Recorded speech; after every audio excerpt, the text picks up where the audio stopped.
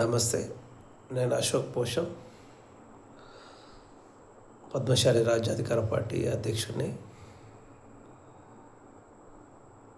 ఈరోజు మన తెలంగాణలో హాట్ టాపిక్గా ఉన్న మైనర్ బాలిక మీద అత్యాచారం కేసు మీద ఫోక్సో చట్టం నమోదైన వ్యక్తి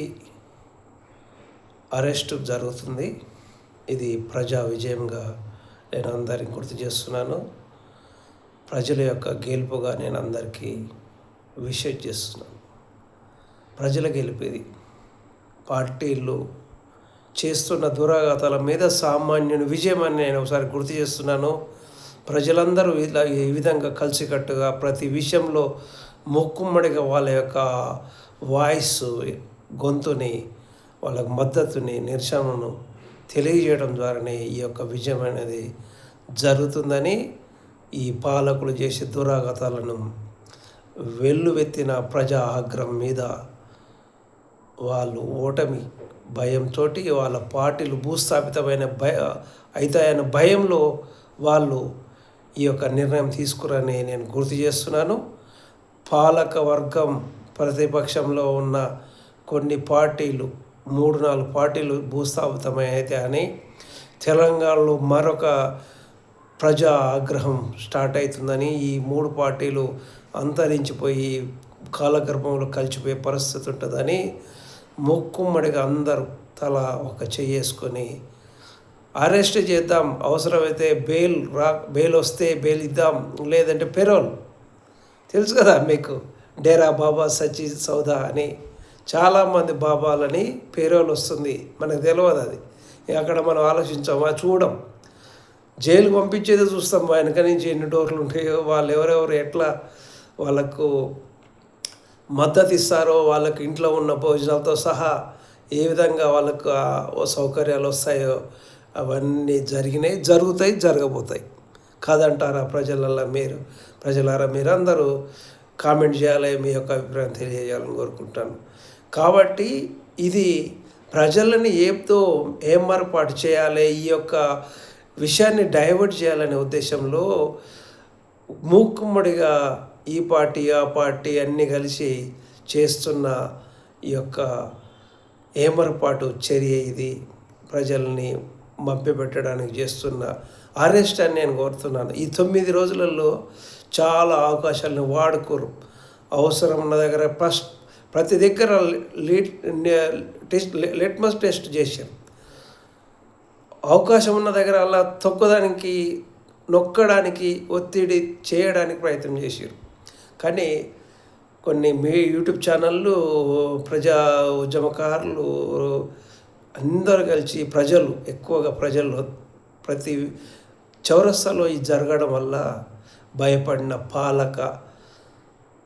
ఏదైతే అగ్రకులాలు ఉన్న పాలకులు, కొంతమంది బీదోలు కాదు, వాళ్ళందరి యొక్క సమిష్టి దురాగతమే ఈరోజు అరెస్టు. వాళ్ళ యొక్క సీటు కదిలిపోతుందనే భయంలోనే అరెస్ట్ చేస్తుంటారు తప్ప మరొకటి కాదని గుర్తు చేస్తున్నాను. అవకాశం ఉన్న దగ్గర బెయిల్ వస్తుంది, లేదంటే పెరోల్ వస్తుంది. అవకాశం ఉన్న దగ్గర మంచి మంచి ఆహార పదార్థాలన్నీ సప్లై అవుతాయి. మన ప్రజామాన్యునికి ఏం దొరకదు. పోలీస్ కానిస్టేబుల్ కాదు, డీజీపీ ఎవరు మనకు న్యాయం చేయరు. ఏ పోలీస్ స్టేషన్లో జరగదు. నీ ప్రొఫైల్ చూస్తారు, నువ్వు ఏ విధంగా రాజకీయాలు ఎంత యాక్టివ్గా ఉన్నావు, నీ పదవి ఏంది, నీ హోదా ఏంది చూసే నీకు బొట్టు పెడతారు. కాదంటారా ప్రజలారా?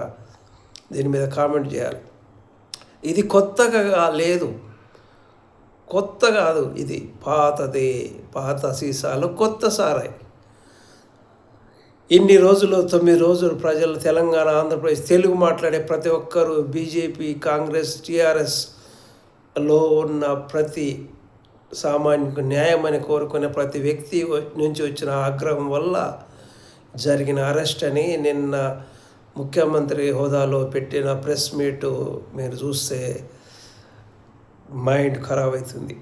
ఎందుకంటే అంతో ఎంతో ఆలోచించే వ్యక్తిత్వం ఉన్న వ్యక్తులందరికీ ఏంది ఈ రాజకీయాలు ఇంత కుళ్ళిపోయినాయని విరక్తి పుడుతుంది.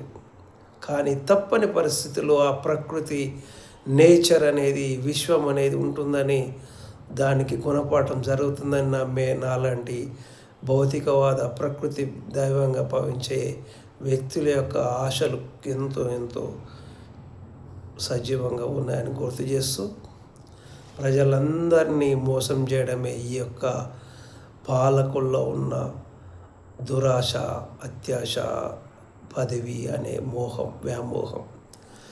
నా తోటి మిగతా వాడు ఎవడు ఉండవద్దు, నేను ఒక్కరినే పైన కూర్చోవాలి, మిగతా వాళ్ళందరూ నాకు చెంచాలుగా ఉండాలనే యొక్క దురాశల వల్లనే జరుగుతుందని మరొకసారి గుర్తు చేస్తూ, ప్రజలందరూ మూకుమ్మడిగా ఈ ప్రజా విజయాన్ని మీ అందరికీ, మనందరికీ చెందుతుందని, ప్రజలే ప్రతి ఈ ఉద్యమంలో పాల్గొన్న, మాట్లాడిన, నిరారదీక్ష చేసిన, అమర నిరారదీక్ష చేసిన, జైలుకు పోయిన ప్రతి ఒక్కరికి చెందుతుందని గుర్తు చేస్తూ, జై తెలంగాణ, జై జై తెలంగాణ. ప్రజల విజయం. ప్రజలు రేపు రాబోయే ఎలక్షన్లో ఈ విషయాలన్నీ గుర్తు చేసుకుంటారో లేదో తెలియదు, కానీ గుర్తు చేయడానికి నాలాంటి వాడు ఒకరు ఇద్దరు ఉంటారని గుర్తు చేస్తూ, ప్రజాపక్షపాతం, ప్రజల న్యాయమే ధ్యేయంగా, సామాన్యుని విజయంగా భావించే నాలాంటి ప్రజా ఉద్యమకారులకు బాబాసాహెబ్, జ్యోతిబా పూలే, సాహు మహారాజ్, కాన్సీరామ్, ఇలా చెప్పుకుంటూ పోతే చాలామంది మహానుభావుల లక్ష్యమే, ఆదర్శమే మార్గంగా జీవించిన అలాంటి చాలామంది ఉద్యమకారులందరికీ సవినయంగా దండాలు చేస్తున్నాను, నమస్కారాలు చేస్తున్నాను. జై తెలంగాణ, జై జై తెలంగాణ.